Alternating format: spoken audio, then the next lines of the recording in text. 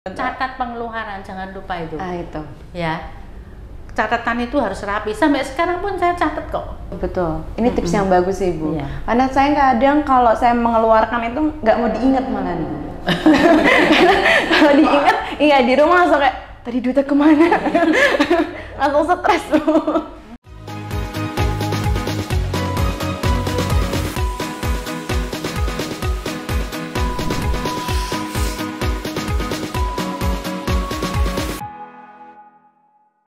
Jalan-jalan ke Rumah Sibat. Rumah Sibat ada di Klaten. Bertemu lagi di Ngonten, ngobrol santai bersama Rumah Sakit Dr. Un Kandang Sapi Solo. Hari ini aku udah sama Bu Ratna, Direktur Keuangan Rumah Sakit Dr. Un Kandang Sapi Solo. Bu Ratna, kalau boleh tahu Bu Ratna tuh sebagai Direktur Keuangan atau kerja di rumah sakit ini tuh udah berapa tahun sih, Bu? Baru 39 tahun lebih, bicara. Itu bukan baru dong, bukan. Itu udah lama, Bang. Separuh aja nggak ada ya? Iya. Belum ada, Bu. Bu Ratna, boleh ceritain nggak sih pengalaman cara kayak ngatur keuangan di rumah sakit? Pasti kan Bu Ratna udah katam banget ya soal cara mengelola keuangan, mengatur keuangan. Boleh sedikit cerita nggak sih, Bu? Apa sih pengalaman Bu Ratna yang membedakan dari zaman Bu Ratna sama yang zaman sekarang? Iya. Kalau zaman dulu itu terutama gaji aja lah. Iya. Gaji itu kan sekarang masuk bank ya. Betul. Jadi kita tuh sebisa mungkin dibiasakan menabung. Kalau perlu jangan gaji jangan diambil semua. Kalau zaman dulu itu gaji itu tunai. Jadi tunai itu kita harus betul-betul mengatur bagaimana uang kita itu dibelanjakan. Malah dulu pengalaman saya itu waktu itu saya pernah muda ya, pernah muda, pernah gaji sedikit. Nah, tentunya kan saya harus mengatur. Nah itu caranya gimana? Saya pakai amplop. Jadi ini untuk uang kebutuhan harian, ini untuk uang listrik, ini untuk uang rekreasi dikit lah ya. Nah itu harus tertib kita mengaturnya. Jangan sampai kebutuhan dipakai untuk nonton konser seperti kamu tadi atau lah itu nanti kacau gitu loh. Betul. Jangan sampai karena nonton konser saya jadi nggak makan ya, Bu ya. Oke, Bu Ratna mungkin mau cerita nih atau bagi tips buat kita semua kayak gimana sih cara mengelola keuangan yang baik tuh kayak apa gitu. Ya, kalau pada prinsipnya ya setiap pribadi yang sudah memperoleh penghasilan itu tentunya kita harus berkewajiban mengatur kondisi keuangan kita. Walaupun kita terima sedikit, kita harus juga membelanjakannya, jangan semuanya dibelanjakan. Gitu loh. Kira-kira penyebab dari terjadinya kayak masalah keuangan yang kita hadapin sendiri itu sebenarnya apa aja sih, Bu? Ya itu tadi nomor satu, tidak adanya perencanaan keuangan yang baik. Ya. Kemudian yang kedua, tidak adanya skala prioritas. Jadi kalau tidak ada skala prioritas itu kan kacau. Prioritasku itu untuk kebutuhan makan, kebutuhan pakaian, perumahan atau bagaimana. Tapi aku kepingin beli baju yang mahal, misalnya untuk gengsi, itu mau pesta-pesta. Saya belikan untuk itu. Kita makan untuk pakai apa, Mbak? Gitu loh. Kemudian yang ketiga yaitu tadi kebiasaan boros, gaya hidup mewah. Misalnya kita gaji tidak ada dana untuk beli sofa atau TV yang 43 atau 56 inch ya. Kita paksakan nih, tetangga sudah beli, kenapa saya nggak beli? Lah itu kacau gitu. Betul, karena nggak sesuai budget ya, Bu ya. Kemudian yang keempat itu kesulitan keuangan mendadak. Kesulitan keuangan mendadak itu misalnya nih orang tua sakit. Kalau diikutkan BPJS sih lumayan ya, masuk dokter Un gratis ya. Tapi kalau enggak, itu pakai uang apa kita? Itu. Kemudian yang kelima itu kalau kita terjebak utang. Itu tadi kepengen beli TV yang besar, kepengen mobil bahkan ya toh. Kemudian kita nyicil tuh, memang nyicilnya murah ya. Tapi kebutuhan itu yang kebutuhan kita tuh sudah skala belum, terprioritas belum gitu. Berarti bagusnya Bu, bisanya saya dapat gaji, itu kita berarti awal-awal tuh langsung dipisah-pisahin gitu, Bu? Ya sebaiknya kalau dulu iya, karena kan kita terima tunai. Tapi kalau sekarang tuh kan di bank, kamu buat anggaran aja. Berarti penting nggak sih Bu, misalnya saya terima gaji bulanan, Terus saya bikin kayak rencana pengeluarannya apa aja nih bulan ini dari pemasukan segitu, itu penting nggak sih? Wah, penting banget. Perlu ya Bu? Ya. Tapi kadang saya stres banget ya. Ini soalnya kalau masalah-masalah keuangan yang saya sebutkan tadi di atas itu, kita tuh tidak fokus kerja. Ya kan, mikir suka emosi, ditagih debt collector. Debt collector tuh nggak cuman kita loh yang dikejar-kejar, PSDM tuh, tanya Bu Nita tuh. Itu banyak sekali.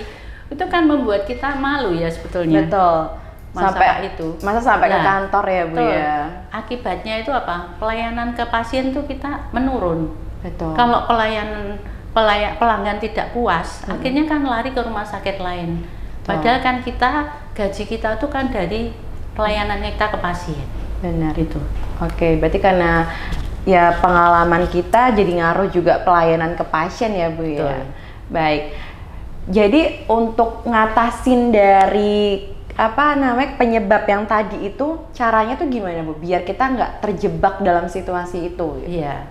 Saya bagikan tips-tips ya. Itu pengalaman pribadi saya. Mungkin bisa sesuai atau enggak, yaitu monggo aja kita kembalikan ke masing-masing.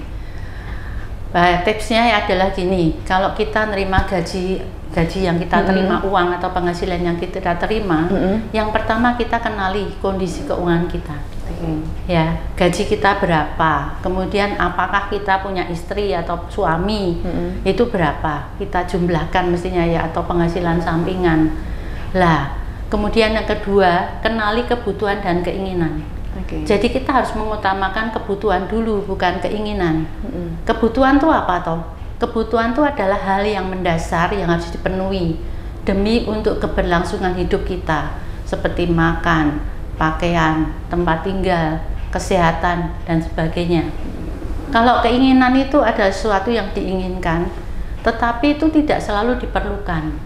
Itu hanya untuk memenuhi yang sifatnya subjektif dan dipengaruhi kepribadian. Kalau kepribadian kita nggak boros ya nggak akan ikut-ikut ya. Betul. Kemudian minat, kebiasaan, gengsi itu yang paling banyak ya itu ya. Benar. Terus penampilan, waduh saya pengen penampilan yang bagus, saya maunya yang merek brand-brand yang terkenal. Itu kan lagi sekarang kan zamannya nentengnya tas kremes itu ya Bu ya. Masa teman-teman kita pakai, kita enggak ya Bu. Kayak ayam aja ya. Ayam kremes enak Bu. Oke lanjut Bu. Kemudian yang ketiga, tentukan skala prioritas. Buat daftar kebutuhan dan keinginan, dan disusun dari yang paling penting dan yang tidak penting. Itu yang tadi ditanyakan Ica ya. Betul. Ya. Kemudian keempat, buat anggaran. Apabila sudah tahu kondisi keuangan kita, nggak ada salahnya atau kita buat anggaran. Ya. Kemudian kita akan mengalokasikan anggarannya ke dalam beberapa kategori. Contoh nih, kalau 50% untuk kebutuhan, kemudian 30% mungkin untuk cicilan hutang, ya, 20% untuk tabungan. Cicilan hutang tuh kita harus batasi ya. Mungkin untuk yang berguna untuk masa depan, rumah itu penting. Betul. Ya, kalau mobil itu ya nggak penting-penting amat, tapi kalau bisa ya nggak apa-apa. Ada juga yang mungkin 45% kebutuhan, ya terserah, tergantung dari bagaimana. Kemudian ada yang tanya nih, lah kalau gaji saya UMR, buat kebutuhan aja nggak cukup, pas-pasan, ya nggak apa-apa, 90% kebutuhan oke. Tapi tabungan paling enggak 5-10%. Ya, itu hanya contoh-contoh aja, tapi sekelahkan aja 80% kebutuhan, 70%. Kalau gajinya besar ya mungkin bisa 30% kebutuhan gitu. Itu Mbak Ica. Betul. Berarti memang perlu dibagi-bagi ya Bu ya. Bagi kalau hutang berarti harus mikir dulu ya Bu ya. Hutangnya untuk apa dulu? Harus yang penting-penting. Betul, untuk yang penting masa depan, tempat tinggal tuh oke. Dulu saya pernah ya, waktu kerja di sini awal-awal mau nikah, ditanya itu sama Pak Direktur saya waktu itu, kamu sudah punya rencana rumah belum? Belum, karena sama sekali tidak ada kebayangan gitu. Kemudian setelah saya nikah, kontrak 2 tahun, baru saya bisa mengumpulkan uang muka. Dulu gaji saya masih 175.000 ya. Padahal ngangsur itu 230.000. Nah itu gimana Bu? Lah karena saya suami istri kan kerja ya toh. Lah paling enggak 300-an kan masuk tuh, 350. Oh digabung ya Bu ya, berarti ya? Digabung, ya itu untuk ngangsur rumah 230, ya nggak apa-apa, itu berapa persen tuh, 60% kan? Iya. Ya nggak apa-apa, kita ngirit-ngirit aja. Tapi bisa ya Bu ya? Bisa. Tapi sekarang juga punya rumah gitu loh, ya. Bener. Ya intinya mah niat ya Bu ya? Iya, niat itu. Kalau nggak niat ya sudah. Kita masa depannya kita nggak akan ya gini-gini aja lah, tidak naik level. Betul. Gitu. Berarti nggak usah iri ya kalau temennya jajan ayam, kita cuma makan tempe ya Bu ya? Nggak apa-apa. Tempe kan sehat juga kan? Iya, hitung-hitung diet ya Bu ya? Ya nggak, mereka makan ayam, kita makan tempe, tapi kan kita udah punya rumah ya Bu ya? Kemudian yang kelima, catat pengeluaran, jangan lupa itu. Itu. Ya, catatan itu harus rapi. Sampai sekarang pun saya catat kok. Saya punya anggaran, saya catat. Pakai Excel lagi. Pakai Excel yang terlink. Jadinya kita bisa membantu kita untuk menganalisa kemana toh uang kita tuh dibelanjakan. Itu betul. Ini tips yang bagus sih Bu. Karena saya kadang kalau saya mengeluarkan itu nggak mau diingat. Kalau diingat, iya di rumah langsung kayak tadi duitnya kemana? Langsung stres Bu. Oke, selanjutnya apa Bu tips selanjutnya nih? Ya itu tadi, kadang-kadang kan kita tuh kartu kredit itu kan dikirimi. Betul. Kita nggak minta dikirimi. Lah kalau memang kita nggak butuh ya nggak usah dipakai. Tapi kalau kita tuh memakai nggak apa-apa. Ya, asal itu tuh nanti untuk kebutuhan kita. Misalnya nih, saya sering-sering belanja tuh untuk untuk belanja kebutuhan sehari-hari. Bulanan itu ya Bu? Bulanan. Kita catat untuk beli pakaian ya nggak apa-apa pakai kartu kredit, tapi jangan lupa bayar ya. Itu. Ya. Lah itu kalau pakaian itu oke lah, itu kebutuhan juga ya toh. Tapi ya jangan yang brand-brand tadi kalau memang gaji kita nggak nyampe gitu loh. Jangan yang kremes ya Bu ya. Gitu. Terus prioritaskan kebutuhan tadi, jangan keinginan. Ya, pinjaman kartu kredit itu juga kan sering nih dibeli. Iya, ini Bu, ini ada pinjaman limit kartu kredit Anda. Tanpa bunga loh. Betul. Cuman administrasi sekian tok. Iya, kalau kita bisa bayar sih nggak apa-apa. Itu loh. Tapi kalau nggak bisa bayar ya nanti kita dikejar-kejar nih. Nah itu tambah stres ya Bu ya. Betul. Terus Bu untuk selanjutnya yang ketujuh yaitu tadi hindari pinjol. Yang marak banget. Itu kan marak sekali tuh di pinjol itu kan manis ya toh. Bener. Di mana-mana di media sosial itu kan semua ada semua ya. Iya, orang saya main game iklannya pinjol. Makanya. Katanya 1 jam cair gitu. Ya, makanya orang itu tidak bisa mengendalikan diri, itu pasti akan ngeklik ya toh. Oke, setuju. Tanpa syarat apapun. Bener Bu. Tanpa jaminan ya kan ya Bu. Tapi bunganya bagaimana Mbak Eca? Nah itu saya belum nyoba Bu. Jangan sampai saya nyoba juga ya Bu. Ingat nih, kita kan punya koperasi. Iya betul. Mendingan koperasi kita aja toh. Bener, daripada jauh-jauh nggak jelas ya Bu ya. Betul. Kemudian yang ke-8 tuh ya kalau bisa cari penghasilan tambahan. Gitu. Side job ya Bu ya. Betul. Kira-kira apa Bu kalau untuk saya cocok? Ya siapa tahu ya. MC kek. Lah di luar kan bisa kamu nge-MC. Kan kamu punya talenta itu untuk berbicara. Amin. Sampai sekarang belum ada job juga sih Bu. Belum ada yang manggil saya. Nggak ada atau kamu nggak nyari. Nah itu Bu. Saya besok nyari deh Bu. MC sunatan juga lumayan ya Bu. Kemudian itu tadi nomor 9 ya, gunakan promo diskon yang ditawarkan, nggak apa-apa. Cuman ya jangan tergiur untuk beli yang tadi itu untuk gaya hidup, untuk macam-macam itu. Betul. Bagi diskon tuh, tapi kadang diskon tuh agak menipu ya Bu ya. Misalnya Bu, 300.000 sebenarnya harga aslinya ya dinaikin 600.000 tapi bilang diskon 50% gitu kan ya Bu. Itu berarti kita harus pinter-pinter mengolahnya atau gimana Bu? Ya kalau kebutuhan kan kita tahu nih. Kalau beli gula itu ya sekitar 13.000 sampai 15.000 ya. Kalau 20.000 diskon 20% misalnya, ya itu sama juga bohong gitu loh. Nggak masuk akal ya. Gitu loh. Hati-hati ya Mbak. Yang nawarin promo. Iya. Kemudian yang ke-10 itu evaluasi berkala. Yaitu tadi dari catatan kita dievaluasi. Apa sih yang di luar anggaran yang melebihi anggaran misalnya. Rekreasi saya anggarkan 200.000 misalnya kan untuk nonton gitu toh. Ternyata sampai 1 juta, ya itu kebablasan namanya.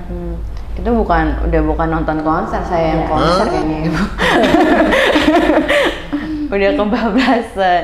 Oke Bu, tadi tips-tips dari Bu Ratna. Mungkin aku ada pertanyaan beberapa sih Bu, yang mungkin teman-teman juga can relate sama pertanyaan-pertanyaan ini sih. Tadi kan sudah dibahas sama Bu Ratna cara ngelolanya, penyebabnya. Sebenarnya penting nggak sih Bu untuk ngelola keuangan itu? Kayak mungkin manfaatnya sih apa sih gitu? Oh ya, sangat penting sekali itu.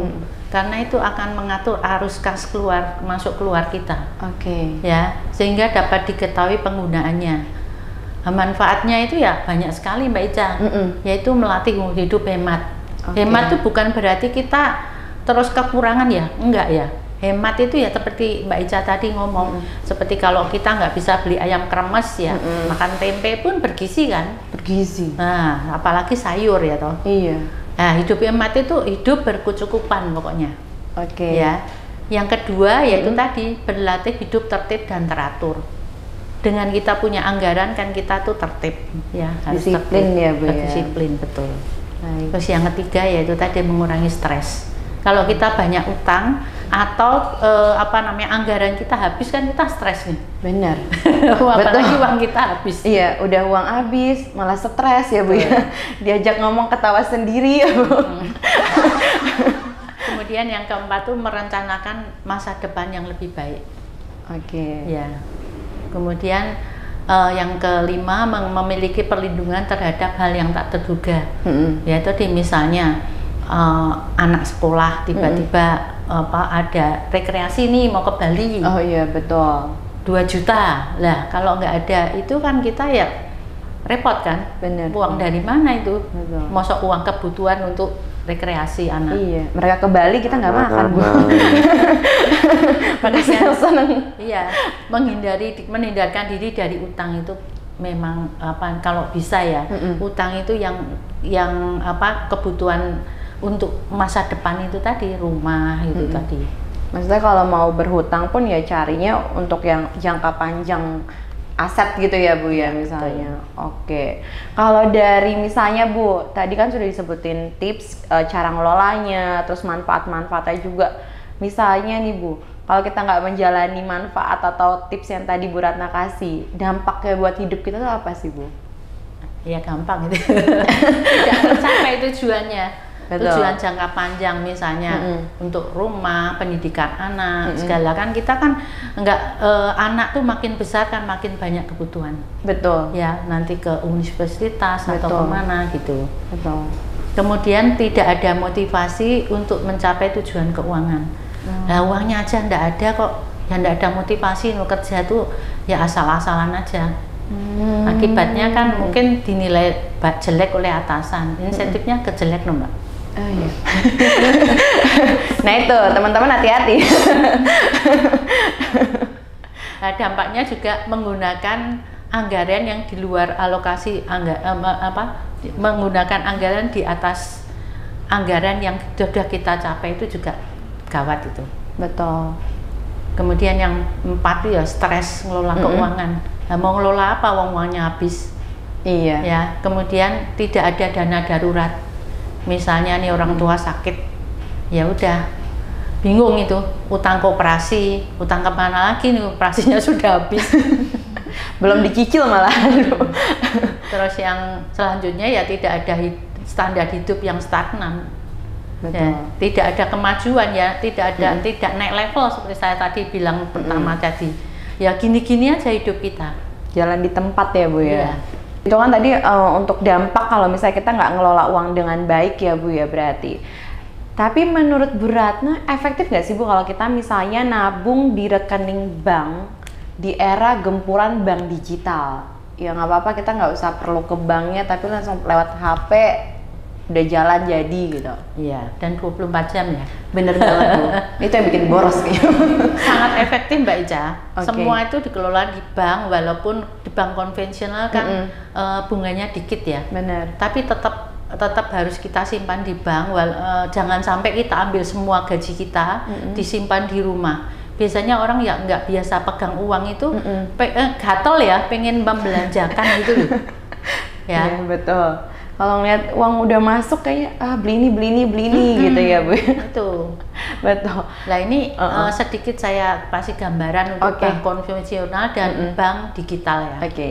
Kelebihannya kalau bank konvensional itu memberi rasa aman, ya dijamin oleh pemerintah. Benar. Kemudian layanannya lengkap dari tabungan, deposito, mungkin asuransi atau apa ya. Kemudian adanya interaksi langsung dengan pegawai bank, kita bisa nanya-nanya lebih jelas. Benar. Kalau bank digital itu kemudian akses ya, 24 jam. 24 jam bisa kita deposito, bisa apa, kemudian bunga juga jelas. Hitungannya malah ada suatu bank itu tiap hari bunganya. Oh iya Bu. Iya. Kita nabung tapi dapat tambahan ya Bu ya? Iya, tiap hari itu tahu kita bunga kita tuh berapa. Kalau konvensional kan bunganya nanti akhir bulan baru kita tahu. Kemudian yang kedua efisiensi waktu di bank digital tuh efisien. Kita bisa jam berapapun kita mau deposito atau mau tabung ya udah ditransfer aja gitu. Betul. Kemudian kadang-kadang dia memberikan kita fitur analisis keuangan, investasi. Gitu, itu yang enggak ada di bank konvensional kecuali kita ke sana minta.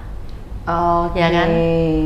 Nah, kalau kekurangannya nih Mbak, kalau di bank konvensional tuh jam operasionalnya kurang fleksibel. Betul. Ya, kita kan kerja dari jam 8 sampai jam 3. Sampai sana tuh udah tutup. Iya, betul Bu. Kan jam 3 tutup. Benar. Tapi kalau di bank digital ya nggak ada layanan terbatas. Cuman ya itu tadi, kita kadang khawatir. Bener nggak sih? Aman nggak sih? Takutnya kan bodong ya. Betul. Ya kita cari aja bank-bank yang dijamin oleh pemerintah. Berarti bank digital tapi di bawah wewenang bank pemerintah. Betul, gitu ya betul. Bu. Untuk selanjutnya nih Bu, kalau misalnya kan tadi tentang nonton konser atau pengeluaran ya Bu ya. Gimana sih Bu sebenarnya cara kita untuk nahan diri tuh biar tidak impulsif buying? Apalagi di zaman sekarang kan kalau mau beli tuh gampang banget ya Bu, tinggal check out pakai HP atau bayar juga tinggal di scan gitu. Ya, tentunya itu butuh kedisiplinan ya. Kita harus disiplin. Walaupun tergoda oleh diskon-diskon, tapi tetap ingat kita anggaran kita tuh ada enggak? Itu skala prioritas.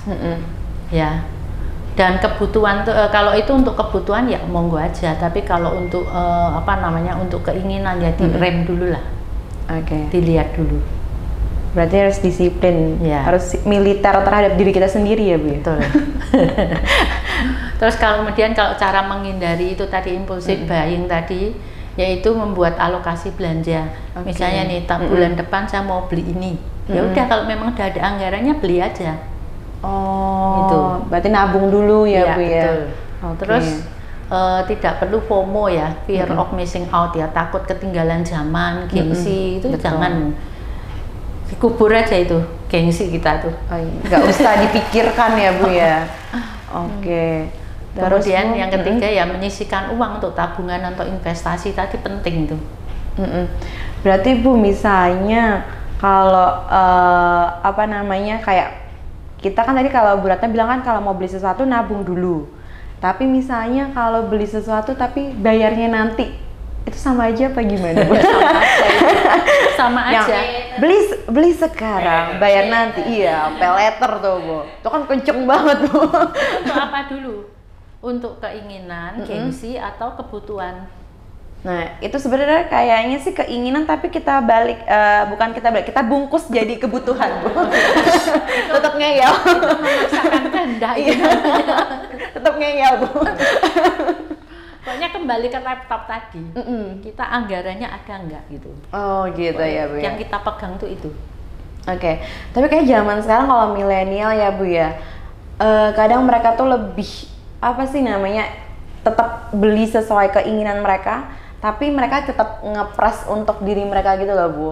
Kayak misalnya, ayo udah nggak apa-apa, aku beli tas Balenciaga itu, cuman aku makan tiap hari pakai tempe atau kecap atau kerupuk gitu. Ya, itu sebenarnya efektif gak Bu? Ya nggak efektif no. Udah punya rumah belum? Nah itu belum. Ya, tapi kemana-mana nenteng Bu. Menter. Berarti kalau gitu itu kan kita nggak bakal bisa investasi ya. Betul. Berarti percuma ya Bu ya sebenarnya. Betul. Tapi kan ada yang bilang Bu, kalau beli tas branded itu bisa jadi investasi jangka panjang. Betul nggak sih Bu? Enggak lah.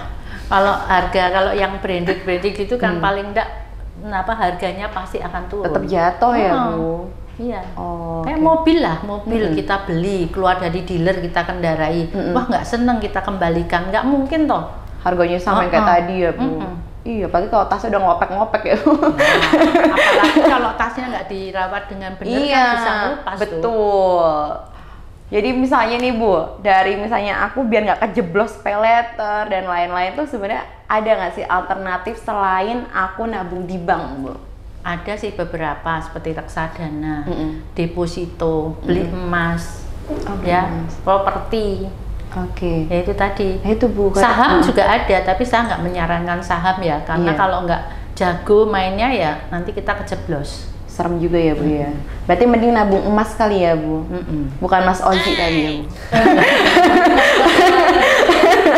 Mas yang lain. Oke. Misalnya nih Bu, kan saya tuh lihat iklan pinjol segala macam. Terus saya belum pernah utang nih Bu. Tapi saya tuh pernah dengar cerita dari orang ya, justru orang yang belum pernah berhutang sama sekali, sekalinya dia mau berhutang tuh kayak susah banget daripada orang yang udah pernah ngutang malahan. Iya. Ya mungkin gini ya, kalau yang pinjam pertama tuh susah itu karena kan banyak syaratnya. Oke. Ya atau misalnya KTP, KK, slip gaji, keterangan gaji karyawan dan sebagainya. Terus persetujuan pasangan tuh penting loh. Oh iya. Kalau kamu utang suamimu nggak tahu lah celaka itu. Wah itu. Yang gonjang ganjing ya Bu. Betul. Lah, tentunya kalau sudah di ACC Bank, kemudian angsurannya bagaimana? Kalau lancar ya kamu besok pinjam kedua gampang. Itu loh, terutama itu. Berarti kalau misalnya kayak BI checking segala macam tuh juga ngaruh ya berarti? Ngaruh. Kalau kamu misalnya nih pinjam, ke pinjol atau ke bank, kalau kamu nggak bayar, kamu akan dilaporkan. Nantinya kamu kalau kamu pinjam lagi ke bank lain ya kena BI checking tadi itu. Oh gitu. Padahal kan kalau sekarang pinjol tuh kan instan banget ya Bu, yang tadi saya bilang kita buka media sosial apa aja tuh pasti iklannya tuh nongol ya kan. Apa itu kan? Itu kan keluar terus. Nah sebenarnya tuh bahaya nggak sih Bu kalau untuk kita nyoba utang di pinjol gitu? Ya bahaya sih ya. Karena kalau kita utang pinjol itu tentunya kan untuk yang kebutuhan sangat mendadak ya. Betul. Misalnya untuk beli game, ya kan? Kamu beli skill game Bu. Beli skill game. Lah itu kan bukan kebutuhan loh, itu kan keinginan. Lah nantinya kalau anggarannya nggak ada untuk kebutuhan habis, lah itu mau bayar pakai apa Mbak? Betul. Gitu loh. Dan lagi kalau yang pinjol utang itu mestinya bunganya tinggi ya. Karena dia nawarnya juga cepet gitu ya Bu. Betul, tanpa syarat apa-apa. Tentunya nanti itu kalau kamu nggak bayar tuh gulung terus loh itu. Oh iya. Berlipat-lipat gitu ya Bu? Berlipat-lipat itu kalau zaman dulu itu bank pelecit ya. Oh. Di pasar-pasar itu bank pelecit itu. Oh iya. Istilahnya. Jadi malah numpuk-numpuk, kalau kita nggak bayar juga malah numpuk-numpuk ya Bu? Iya. Tapi kan itu. Sebenarnya kalau ojek pinjol itu kan ada yang katanya berlisensi OJK Bu. Itu sama bahayanya apa agak beda nih resikonya? Ya, agak beda sih. Kalau pinjol yang yang legal itu mestinya lebih aman, mestinya. Nah, ini ada beberapa sih perbedaannya. Oke, apa aja tuh? Kalau yang legal itu ada izin dan regulasi jelas dari pemerintah, itu mestinya lebih lebih aman ya. Kalau yang ilegal ya tanpa izin. Tanpa izin dan regulasinya tidak jelas. Gitu. Dan pengawasan OJK-nya juga tidak ada. Betul. Kemudian yang kedua itu proses penagihan. Kalau yang legal itu sesuai OJK, ada aturannya itu. Tapi kalau yang ilegal yang tidak sesuai. Jadi untuk penagih itu harus memiliki sertifikat dari AFPI, Asosiasi Fintech Pendanaan Bersama Indonesia. Saya baru dengar ini. Ya, kalau yang ilegal tanpa itu. Berarti justru menagih pun mereka ada sekolahnya ya Bu ya? Ada sertifikatnya ya? Iya, iya. Saya kira nagih udah nagih aja. Berarti saya kalau nagih utang sama teman saya harus bersertifikat gitu? Itu non ilegal. Berarti ingat ya teman-teman ya. Ya, kemudian yang ilegal itu tidak pernah menawarkan melalui saluran komunikasi. Gitu. Kalau yang yang non legal itu kan di saluran komunikasi banyak sekali ya. Iya. Terus kemudian kalau yang bunga itu mungkin ya nggak seberapa mungkin ya sama-sama tinggi ya. Betul. Cuman mungkin kalau misalnya yang resmi itu mungkin dari bank ya Bu ya berarti ya. Masa ada syaratnya, kita harus pengajuan segala macam. Sedangkan kalau pinjol itu kan lewat telepon justru kita ditawarin kan Bu. Betul. Orangnya dari mana nggak tahu kita. Iya betul. Berarti Bu misalnya kalau kita nggak bayar pinjol itu ngaruh nggak sih Bu? Misalnya untuk kita kan katanya gini, ada yang bilang kalau pinjol ilegal tuh kamu nggak usah bayarnya nggak apa-apa karena itu ilegal dan tidak diawasi oleh OJK gitu kan. Itu menurut Bu Ratna untuk perilaku tindakan kayak gitu tuh bener nggak sih Bu? Saya kira nggak betul ya, kita kan beragama, toh. Kita tuh kan harus takut akan Tuhan ya toh. Iya, itu penting kalau banget. kita tidak membayar itu bagi kita aman nggak sih? Kalau orang yang mungkin tidak mengutamakan keyakinan kita, mungkin orang bayar orang pokok. Tapi kalau kita yang yakin akan kita punya keyakinan, pasti akan dosa itu. Tidak membayar utang gitu loh. Betul. Dan lagi kalau kita tidak bayar tuh akan masuk ke itu tadi, BI checking. Kita susah mau utang misalnya kredit rumah itu nanti susah itu. Padahal kalau dipikir ya minjemnya tuh pinjolan yang ilegal ya Bu ya. Tapi ternyata sengaruh itu tetap ya. Sama. Karena kalau yang legal itu kan pinjaman diseleksi, ya toh, tetap pakai slip gaji. Tapi kalau yang tidak legal itu kan cepet sekali toh 1 jam cair ya. Iya, katanya sih gitu Bu. Pinjam 10 juta, 1 jam langsung ditransfer ke rekening Anda gitu. Saya jadi kayak iklan ya Bu. Kayak gitu, Bu. Kita agak berat bahas keuangan gitu ya, boleh minum dulu nggak Bu ini kita Bu? Oke. Ya nggak apa-apa biar yang nonton juga. Terima kasih ya. Ini enak banget loh Bu. Ini di cafe diet rumah sakit Bu. Iya, ini jus apa ya Mbak? Ini katanya tadi tutti frutti Bu. Oh, macam-macam buah ya? Enak kok. Katanya gosipnya sih bisa bikin awet muda Bu. Oh gitu? Iya. Ini sebenarnya saya udah 50 tapi minum ini saya muda Bu. Canda, nanti saya digeruduk lagi Bu. Oke Bu Ratna, tadi bahas tentang itu. Mas lanjut, berarti misalnya saya sebagai si paling milenial ya misalnya, kalau pembagiannya tadi kan perlu nggak sih Bu kayak jangan di satu bank aja tapi coba dipecah ke beberapa bank kayak gitu, perlu nggak Bu? Ya itu tadi investasi tadi loh. Kamu kan punya beberapa bank nggak apa-apa, tapi kan kalau saya aja pribadi cuma 2 bank. Saya nggak mau ribet punya beberapa bank. Iya betul. Tapi mendingan kita investasikan aja ke tempat ke emas atau ke mana tadi reksadana, deposito. Betul. Karena ada tuh yang PT pemerintah itu kan yang suka nawarin tabungan emas gitu, pakai aplikasi ya. Nanti saya coba di sini Bu. Karena pilih banknya yang berani ya dilawasi pemerintah ya, jangan asal gitu. Betul. Saya tuh punya 3 bank tapi nggak ada isinya sih Bu. Cuman menuhin dompet kartu aja Bu. Habis loh kena biaya administrasi kamu. Nah itu paling yang nanggung ya banknya sih Bu, merugikan. 0 terus Bu. Berarti kalau misalnya saya minjemnya kayak di imani gitu boleh ya Bu ya? Ya kalau misalnya itu diawasi OJK, saya kira nggak apa-apa sih.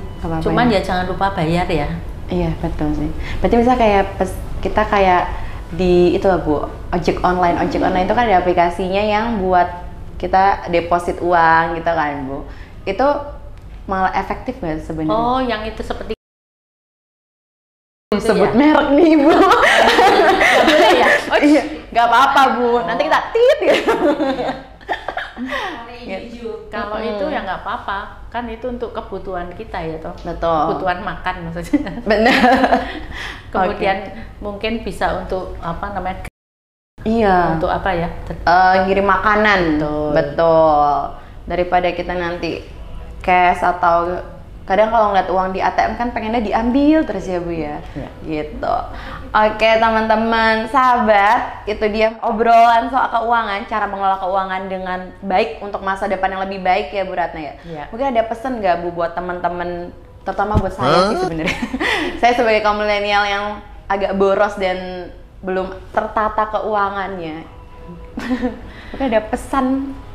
Ya, pesan saya gini aja, pokoknya kita harus selalu membuat anggaran tadi itu seperti mengelola tadi itu ya, beberapa step-step tadi ya.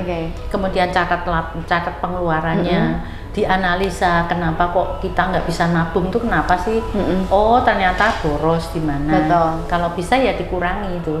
Oke, kalau gitu baik. Berarti pengeluaran sesimpel apapun tetap dicatat ya Bu ya? Iya betul. Berarti kayak parkir pun harus dicatat ya Bu? Berparkir, makan bakso. Oke guys, itu tadi udah pembahasan kita hari ini. Terima kasih Bu Ratna buat waktunya. Buat teman-teman jangan lupa tetap saksikan konten Ngobrol Santai bareng Rumah Sakit Dr. Un Kandang Sapi Solo. Bye bye.